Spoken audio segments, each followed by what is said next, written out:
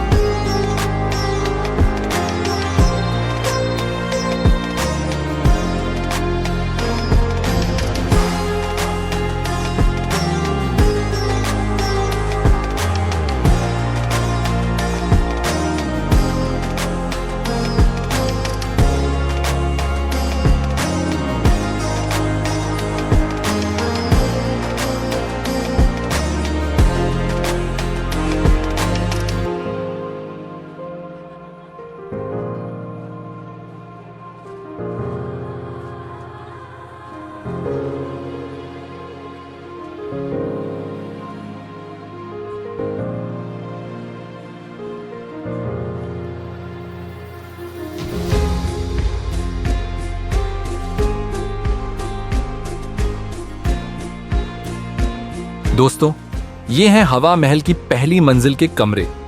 हवा महल के लगभग सभी कमरे एक जैसे दिखाई देते हैं। सबसे खास बात यह है कि अगर आप एक कमरे में प्रवेश करते हैं तो वहीं से दूसरे कमरों में भी जा सकते हैं। लगभग हर कमरे में 4-4 दरवाजे बने हुए हैं, जिससे पूरा महल आपस में जुड़ा हुआ लगता है। दोस्तों, सच बताऊं तो मैं हवा महल के अंदर थोड़ा सा खो गया हूं। मैं जिधर भी जा रहा हूं उधर ऐसे ही सुंदर बरामदे और गलियारे दिखाई दे रहे हैं। अब मैं आपको दिखाता हूं हवा महल के ऊपरी हिस्से में जाने का रास्ता। देखिए, यहां कहीं भी सीढ़ियां नहीं है। पूरा रास्ता एक ढलान, रैंप की तरह बनाया गया है। इसे देखकर मैं भी काफी हैरान रह गया। दरअसल इस तरह का रास्ता बनाने के पीछे एक खास वजह थी। यह महल राजाओं की रानियों के लिए एक विशेष स्थान था, जहां वे अपने दिन का काफी समय बिताती थीं। उस समय रानियों के लिए पहियों वाली छोटी गाड़ियां, पालकी जैसी ट्रॉली होती थीं। रानियां उन गाड़ियों में बैठती थीं और उनकी दासियां उन्हें धक्का देकर आसानी से ऊपर तक ले जाती थीं।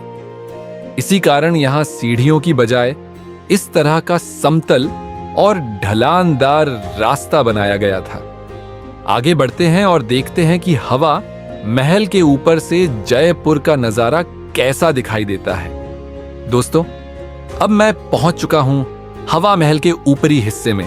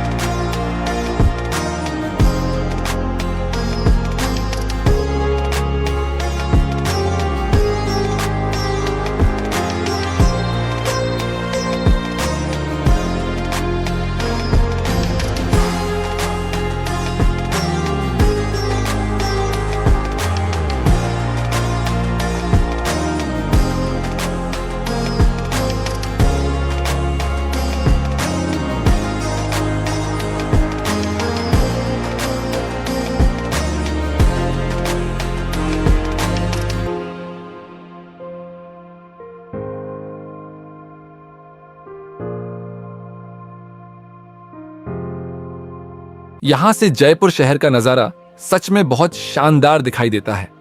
चारों तरफ गुलाबी रंग की इमारतें और पुरानी राजस्थानी वास्तुकला देखकर ऐसा लगता है जैसे हम किसी दूसरे दौर में आ गए हों। हवा महल की सबसे खास बात इसकी 953 छोटी छोटी खिड़कियां, झरोखे हैं।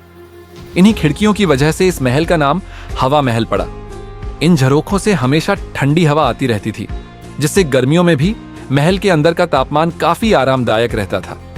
उस समय राजघराने की रानियां और महिलाएं इन झरोखों के पीछे बैठकर बाहर होने वाले त्योहार, जुलूस और बाजार की गतिविधियां देखा करती थीं।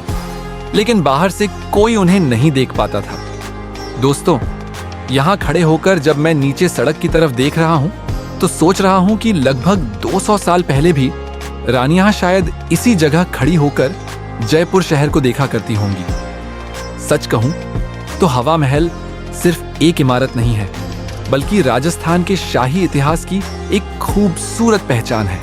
तो दोस्तों, अब मैं हवा महल से बाहर निकलता हूं और देखते हैं बाहर क्या खास है। और देखिए, मेरे सामने है जयपुर का प्रसिद्ध जौहरी बाजार। अगर आप शॉपिंग के शौकीन हैं, खासकर महिलाओं के लिए, तो यह जगह किसी जन्नत से कम नहीं है। यहां आपको तरह तरह की ज्वेलरी, पारंपरिक राजस्थानी आभूषण, चूड़ियां, कीमती पत्थर और कई खूबसूरत हस्तशिल्प की चीजें देखने को मिल जाएंगी। लेकिन दोस्तों, सच बताऊं, हम लड़कों के लिए यहां ज्यादा कुछ नहीं है। जहां देखो वहां गहने, ज्वेलरी और शॉपिंग की दुकानें ही दुकानें हैं। अगर आपके साथ आपकी पत्नी, बहन या गर्लफ्रेंड आ गई तो समझ लो आपका आधा दिन यहीं निकलने वाला है। फिर भी जयपुर की असली संस्कृति और बाजारों की रौनक को महसूस करना हो तो जौहरी बाजार जरूर घूमना चाहिए। चलिए दोस्तों, अब आगे बढ़ते हैं और देखते हैं जयपुर में हमारे लिए अगला ठिकाना कौन सा है।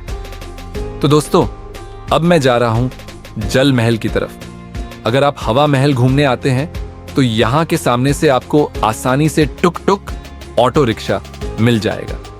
सिर्फ 10 से 15 रुपये के किराए में आप आराम से जल महल पहुंच सकते हैं।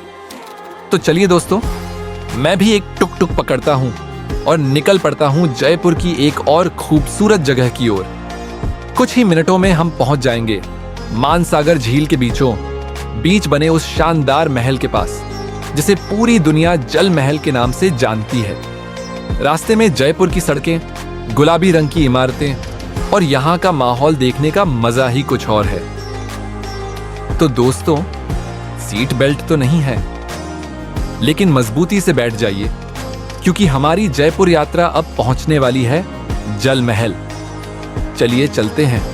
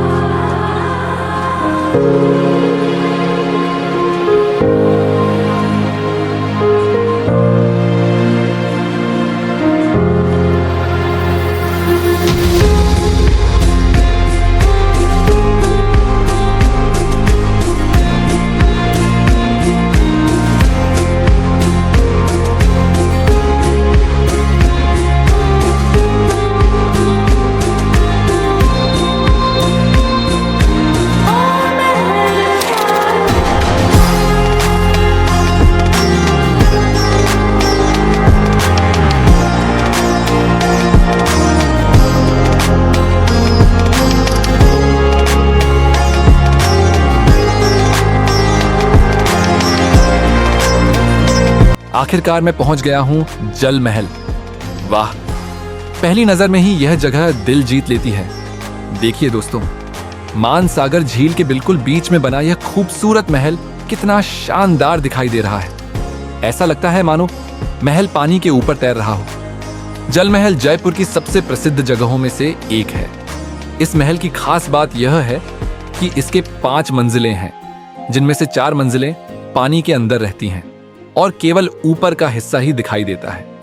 यहां शाम के समय का नजारा और भी खूबसूरत हो जाता है। झील का शांत पानी, आसपास की अरावली पहाड़ियां और बीच में खड़ा यह महल सब मिलकर एक अद्भुत दृश्य बनाते हैं।